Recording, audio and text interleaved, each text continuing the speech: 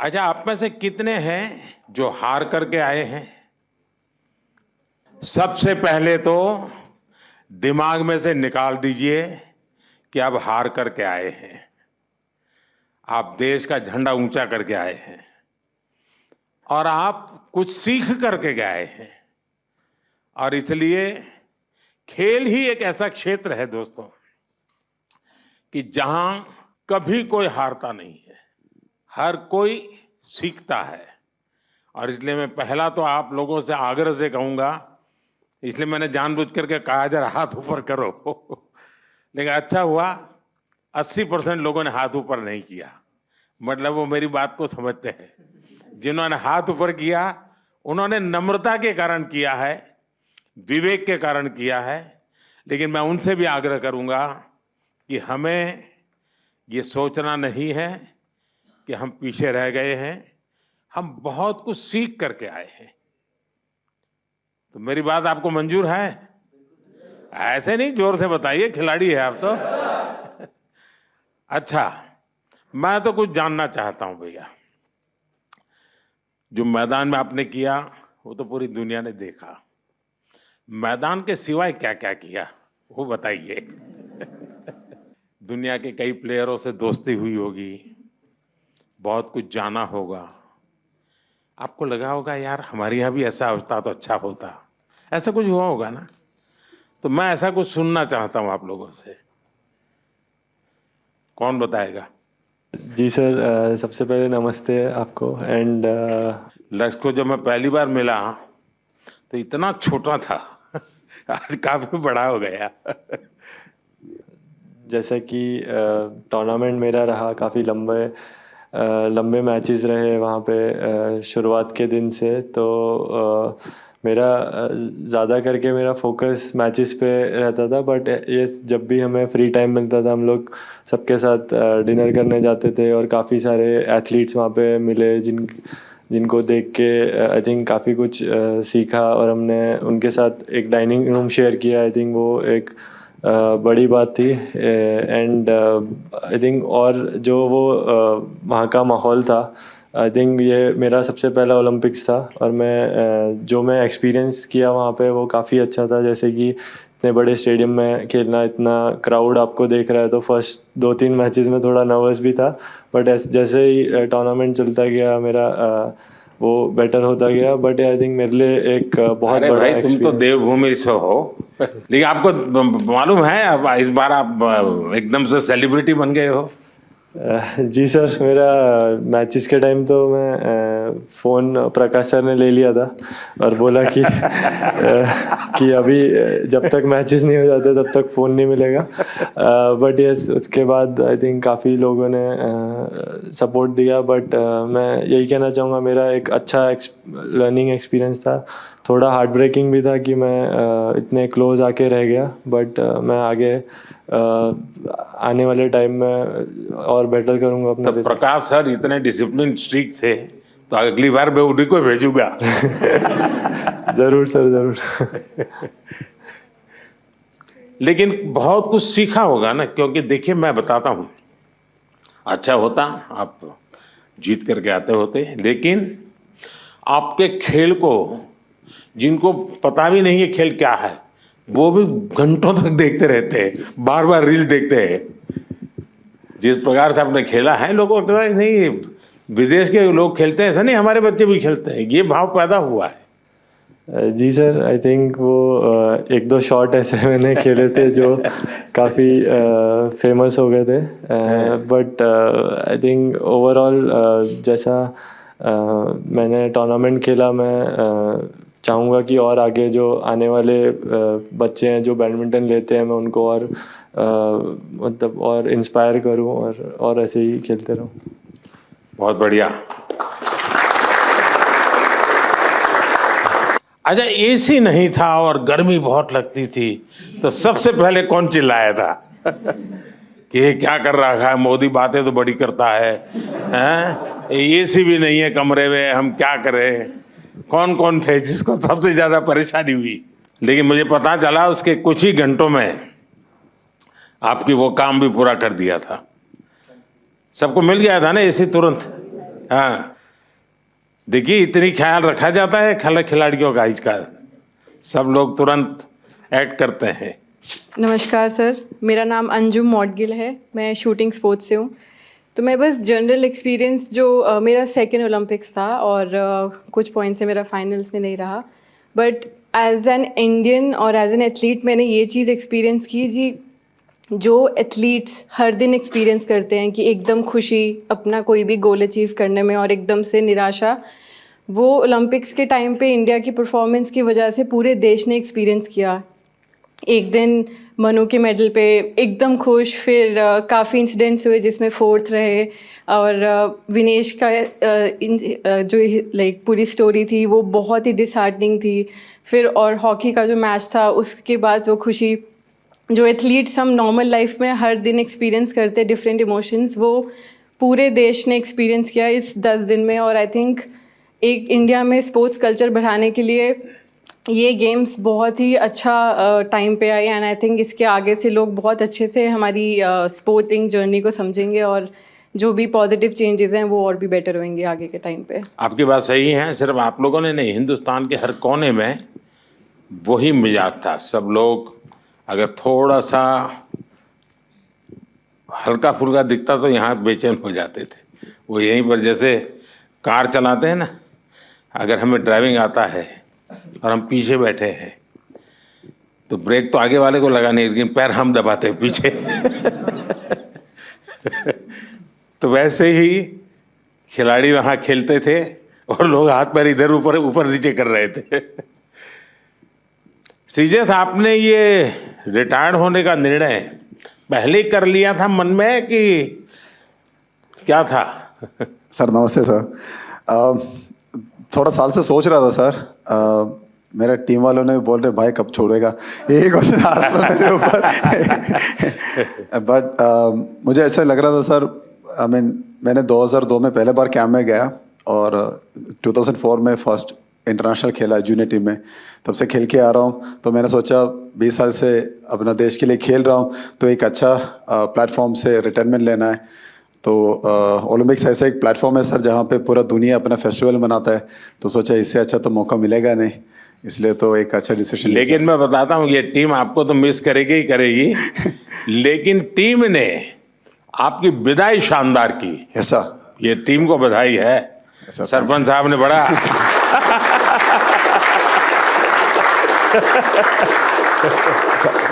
सच में सर ऐसे एक हम सपना ही देख सकता है सर, क्योंकि हमारे लिए थोड़ा हार्ड था जब हम लोग सेमीफाइनल हार गए थे, क्योंकि ये टीम इस बार जब पेरिस के लिए गया था हमारा उम्मीद इतना था कि हम लोग फाइनल खेलेगा या गोल्ड के लिए हम लोग लायक है।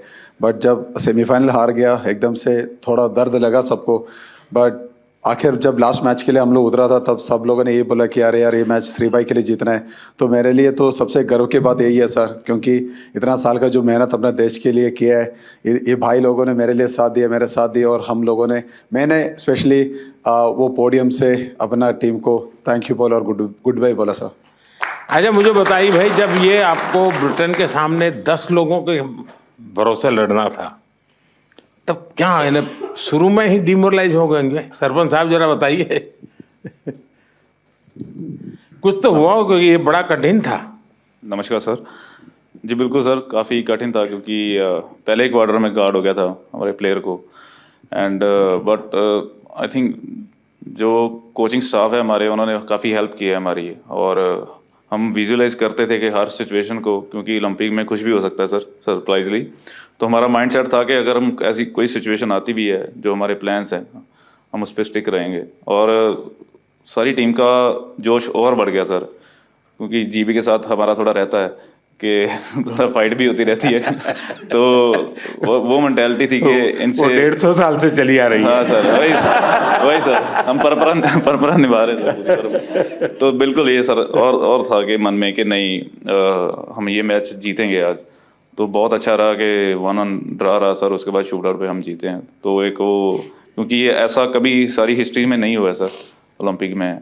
एंड एक और खुशी की बात थी कि हमने जो ऑस्ट्रेलिया को हराया सर, वो भी हमारे लिए बहुत बड़ी बात थी कि 52 ईयर्स के बाद हमने बड़े प्लेटफॉर्म में ऑस्ट्रेलिया को हराया।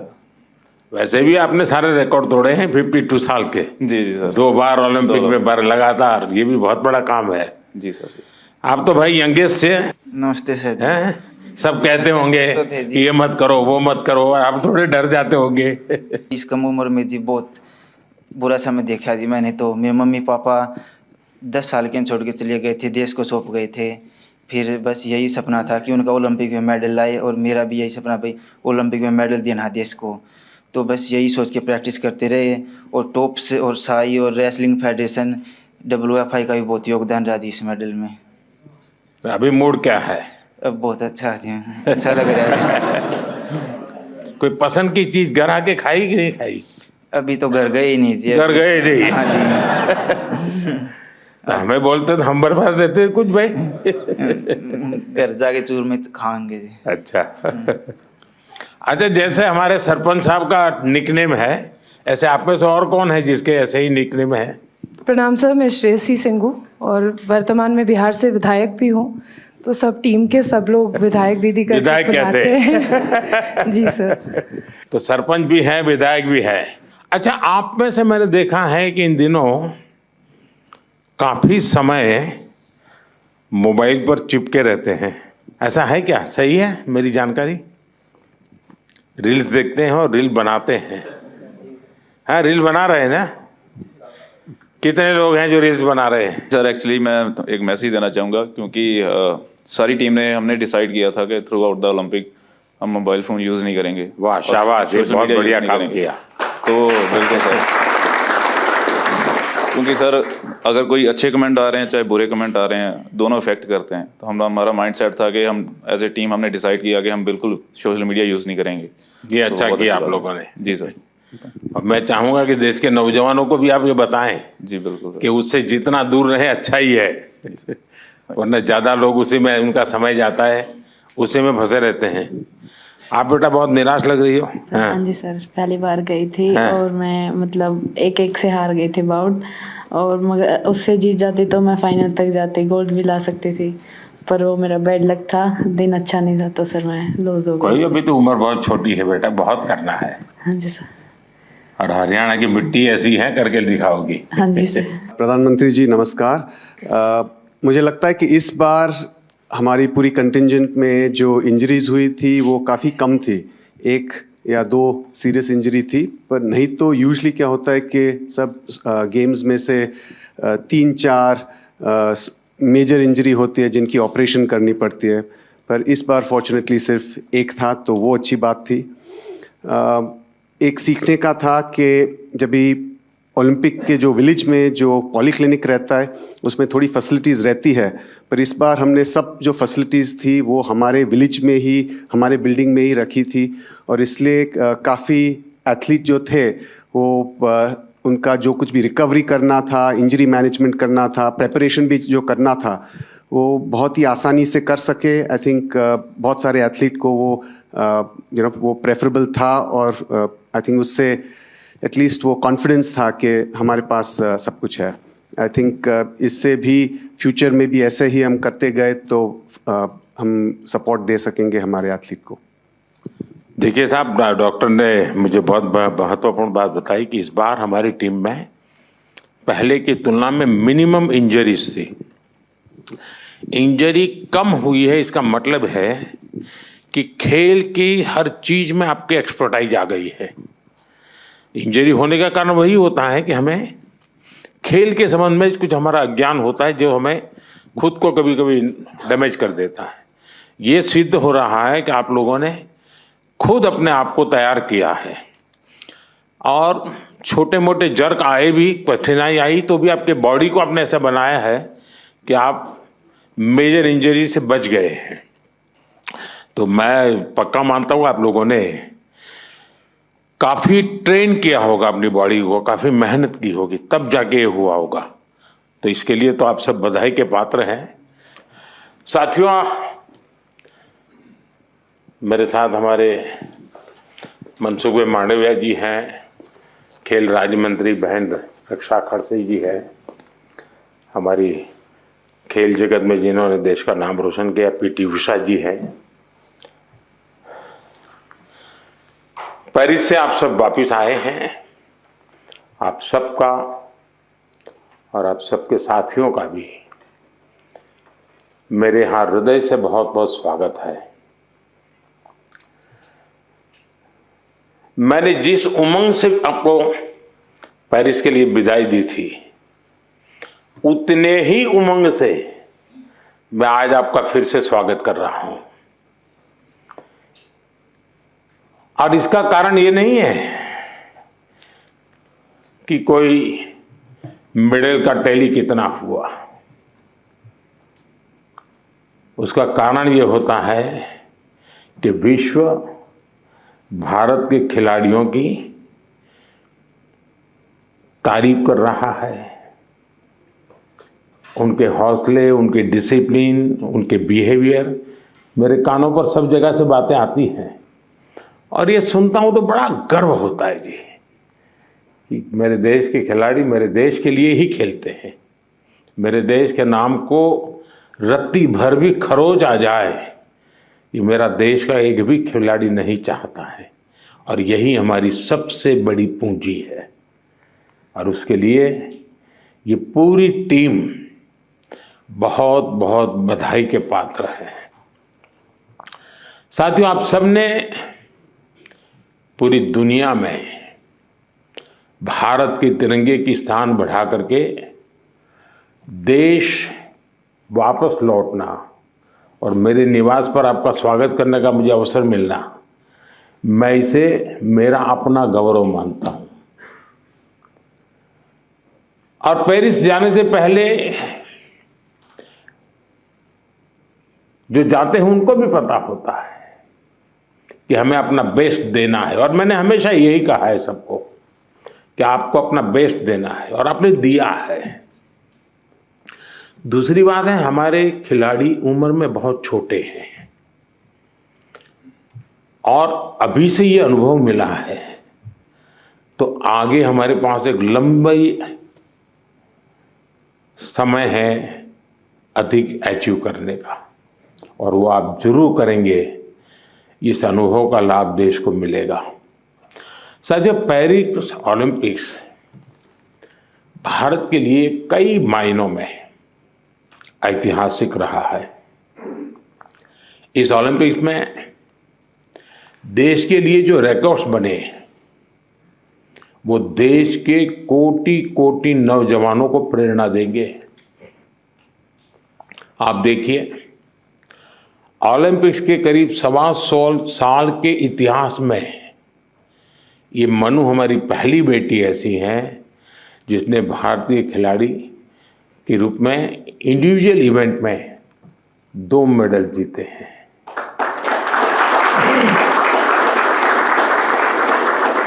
हमारा नीरज पहला ऐसा भारतीय खिलाड़ी है जिन्होंने इंडिविजुअल इवेंट में गोल्ड और सिल्वर जीते। हॉकी में भारत ने 52 साल बाद लगातार 2 बार मेडल जीते कंटिन्यू। अमन ने केवल 21 साल की उम्र में मेडल जीत करके देश को बिल्कुल इतना प्रसन्न कर दिया है और अमन के जीवन के विषय में आज देश जानने लगा है तो उनको लग रहा है कि भाई व्यक्तिगत जीवन की कठिनाइयों से भी इंसान अपनी यात्रा को, स्वप्न को, संकल्प को सिद्ध कर सकता है। कठिनाइयां अपने आप अपनी जगह पर रह जाती है। अमन ने करके दिखाया है। विनेश पहली ऐसी भारतीय बनी जो कुश्ती में फाइनल तक पहुंची। ये भी हमारे लिए बड़ा गर्व का विषय है। ओलंपिक्स में 7 शूटिंग इवेंट्स में इंडियन शूटर्स फाइनल्स में पहुंचे और ये भी पहली बार हुआ है। इसी तरह तीरंदाजी में धीरज और अंकिता पदक के लिए खेलने वाले पहले भारतीय तीरंदाजी बने और लक्ष्य, हमारा लक्ष्य सेन, आपके मैच ने तो पूरे देश का जोश बढ़ा दिया है। हमारे लक्ष्य भी ओलंपिक में सेमीफाइनल तक पहुंचने वाले एकमात्र पुरुष बैडमिंटन खिलाड़ी बने हैं। हमारे अविनाश सावले, इसने स्टीपल चेज के फाइनल में क्वालिफाई किया। इस फॉर्मेट में ये भी फर्स्ट टाइम रहा। साथियों, हमारे ज्यादातर मेडलिस्ट, जैसा मैंने कहा, अपनी 20s में है, बहुत छोटी आयु के हैं। आप सभी बहुत युवा हैं, आपके पास बहुत समय है, बहुत ऊर्जा है। और ये भी सही है कि टोक्यो के और पेरिस के बीच में नॉर्मली 4 साल का समय रहता है, इस बार 3 साल का ही समय था। तो हो सकता है आपको 1 साल और अगर मिला होता प्रैक्टिस का, तो शायद आप और नई कमाल करके दिखा देते। अभी लंबी कैरियर में आप कई बड़े टूर्नामेंट खेलेंगे, खेलना बंद नहीं करना चाहिए, रुकना भी नहीं चाहिए, एक भी मैच छोड़नी नहीं चाहिए। ये युवा दल इस बात का प्रमाण है कि स्पोर्ट्स में भारत का भविष्य कितना उज्जवल रहने वाला है। मुझे विश्वास है पेरिस ओलंपिक्स भारतीय स्पोर्ट्स की इस उड़ान के लिए एक लॉन्च पैड साबित होने वाला है। ये टर्निंग पॉइंट है हमारा। उसके बाद विजय ही विजय है दोस्तों, हम रुकने वाले नहीं है। साथियों, आज भारत अपने यहाँ world class sports ecosystem develop करने की प्राथमिकता दे रहा है। ग्रासरूट से आने वाले खिलाड़ियों को, उनको तराशना ये बहुत जरूरी है। हमने गांव-गांव, शहर से युवा प्रतिभाओं को आगे बढ़ाने के लिए खेलो इंडिया मुहिम शुरू की। और मुझे खुशी है कि खेलो इंडिया से निकले 28 खिलाड़ी इस ओलंपिक समूह का हिस्सा बने हैं।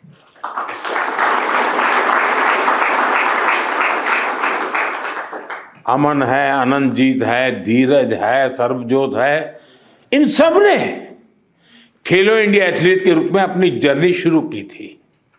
और इससे हुआ ये है कि खेलो इंडिया में खेलना और जी भर के जीतना, ये एक बहुत बड़ा अहम हिंदुस्तान का कार्यक्रम बन चुका है जी। मैं मानता हूं, मैं खेलो इंडिया को और तवज्जो देनी है और ताकत देनी है। उसी में से हमें अच्छे नए होनहार खिलाड़ी मिलने वाले हैं। आपकी तरह ही खेलो इंडिया एथलीट्स की एक बड़ी फौज देश के लिए तैयार हो रही है। हमारे खिलाड़ियों को सुविधाओं और संसाधनों की कमी न पड़े, ट्रेनिंग में दिक्कत ना आए, इसके लिए बजट भी लगातार बढ़ाया जा रहा है। सबको पता है कि किसी भी खिलाड़ी के लिए ज्यादा से ज्यादा कंपटीशन में हिस्सा लेना कितना आवश्यक है। मुझे संतोष है कि ओलंपिक्स के पहले आपको अनेकों इंटरनेशनल कंपटीशन का एक्सपोजर मिला है। इतने सारे कोच और एक्सपर्ट्स, डाइट, उपकरण और कोचिंग, सब पर इतनी बारीकी से ध्यान, वर्ल्ड क्लास फैसिलिटीज देने का प्रयास, इस तरह की सुविधाओं के बारे में हमारे यहाँ पहले सोचा नहीं जाता था। खिलाड़ी अपने नसीब पर मेहनत करता था, देश के लिए कुछ करके आता था। लेकिन अब एक पूरी इकोसिस्टम बनी है। ये केवल स्पोर्ट्स में देश की नीतियों का बदलाव है, इतना ही नहीं है। ये उस भरोसे का प्रतीक भी है जो देश अब अपनी युवा पीढ़ी पर बहुत ज्यादा भरोसा करता है, उसकी अभिव्यक्ति है। साथियों, आप सब देश के युवाओं के लिए बहुत बड़ी प्रेरणा है। मैं मानता हूं आप में से हर किसी के बारे में देश को, देश के युवाओं को ज्यादा से ज्यादा जानना चाहिए। यहां भी मेरी इच्छा है कि मैं हर किसी का नाम लेकर उसकी चर्चा करूं, विशेषकर हमारी बेटियां। पिछली बार की तरह इस बार भी बेटियों ने ही ओलंपिक में भारत की जीत का श्री गणेश किया है। मनु को जिस तरह पिछली बार तकनीकी कारणों से निराश होना पड़ा था, फिर उन्होंने जो वापसी की, अंकिता ने जिस तरह सीजन का अपना सर्वश्रेष्ठ प्रदर्शन किया, मनिका बत्रा और श्रीजा अकोला ने भी सबका ध्यान खींचा है। इसी तरह बाकी खिलाड़ी भी रहे, खासकर नीरज ने अपनी लगन और अनुशासन में जिस तरह कंसिस्टेंसी दिखाई है, स्वप्निल ने कठिनाइयों को पार कर जिस तरह मेडल जीता है, हॉकी में हमारे सरपंच साहब, उनकी टीम ने दिखा दिया कि भारत की ताकत क्या है। PR श्रीजेश ने ये बता दिया कि द बॉल क्यों है। जो मेडल जीता या जो एक पॉइंट या कुछ सेकंड से चूका, उस सब ने एक ही संकल्प दोहराया, ये सिलसिला गोल्ड से पहले नहीं रुकेगा।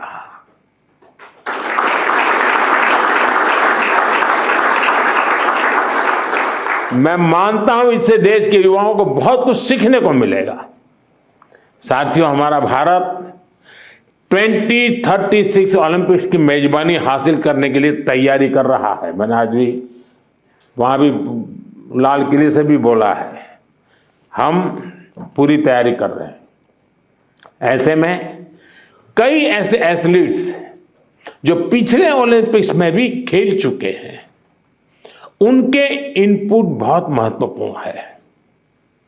आपने वहां बहुत कुछ ऑब्जर्व किया होगा, बहुत कुछ देखा होगा। ओलंपिक की प्लानिंग से लेकर की वहां की व्यवस्थाओं तक, स्पोर्ट्स मैनेजमेंट से लेकर इवेंट मैनेजमेंट तक, आपने अनुभव, अपने ऑब्जर्वेशंस, हमने इसको लिख कर रखना चाहिए, वो सरकार को साझा करना चाहिए, ताकि हमें 2036 की तैयारी में ये जो छोटी छोटी बारीक चीजें खिलाड़ी देख करके आता है, उससे और जो कमी नजर आती है वो भी हमें 36 की तैयारी के लिए काम आएगी। तो एक प्रकार से आप मेरी 36 की टीम के फौजी है, आप सबको मेरी मदद करनी है, ताकि हम 2036 में दुनिया में अब तक न हुआ हो ऐसा ओलंपिक कर करके मेजबानी करके दिखाएं।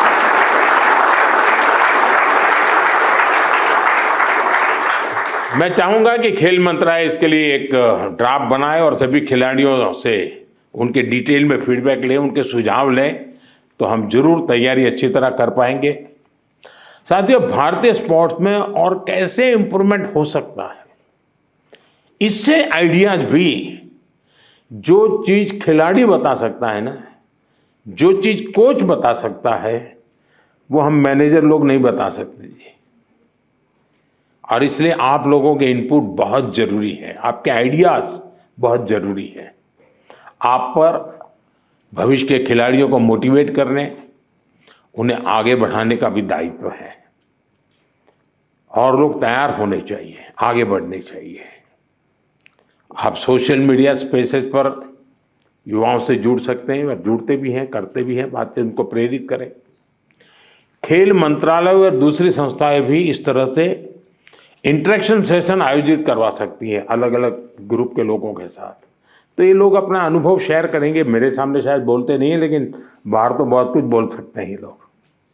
साथियों, आप सबसे मुझे मिलने का अवसर मिला, और जब आप आए और मैं आपको ऐसे ही जाने दूं तो फिर बात अधूरी रह जाएगी।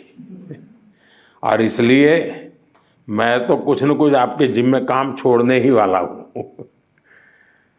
और पहले भी जब भी मैंने आपको कुछ कहा है, आपने जरूर उसको पूरा करने का प्रयास किया है। देखिए, जो साथी टोक्यो ओलंपिक के बाद आए थे, उन्होंने मैंने स्कूलों में जाने और युवाओं से मिलने का आग्रह किया था, और उन्होंने किया था, उसका लाभ भी हुआ है। आज देश पर्यावरण की रक्षा के लिए एक पेड़ मां के नाम अभियान चला रहा है। मैं आप सबसे कहूंगा, आप भी उससे जुड़े, अपनी मां को लेकर के एक पेड़ लगाइए, पेरिस को भी याद कीजिए और पेड़ लगाइए। अगर मां नहीं है तो मां की तस्वीर लेकर के खड़े रहिए और पेड़ लगाइए। आप में से ज्यादातर खिलाड़ी गांव की पृष्ठभूमि से हैं, सामान्य परिवार की पृष्ठभूमि से हैं। आपने पेरिस में भी देखा है, और इस बार के पेरिस के ओलंपिक की विशेषता थी, वो पर्यावरण को प्रमोट कर रहे थे, उन्होंने एनवायरनमेंट फ्रेंडली सारा वहाँ पर इकोसिस्टम डेवलप किया था। आप भी अपने गांव जाए तो वहाँ के लोगों को नेचुरल फार्मिंग, प्राकृतिक खेती, केमिकल फ्री खेती, हमारी धरती माता की भी रक्षा हमको करनी है, ये बात उनको बताइए। और इन सब के साथ दूसरे नौजवान साथियों को स्पोर्ट्स के जुड़ने के लिए, फिटनेस के लिए उनको प्रेरित करना चाहिए। फिटनेस की तरफ आप ही उनको गाइड कर सकते हैं और मैं मानता हूं कि इससे बहुत बड़ा लाभ होगा। साथियों, मुझे विश्वास है आप सब सदा सर्वदा देश का नाम रोशन करेंगे। विकसित भारत की हमारी यात्रा युवा प्रतिभाओं की सफलता से और ज़्यादा खूबसूरत बनने वाली है।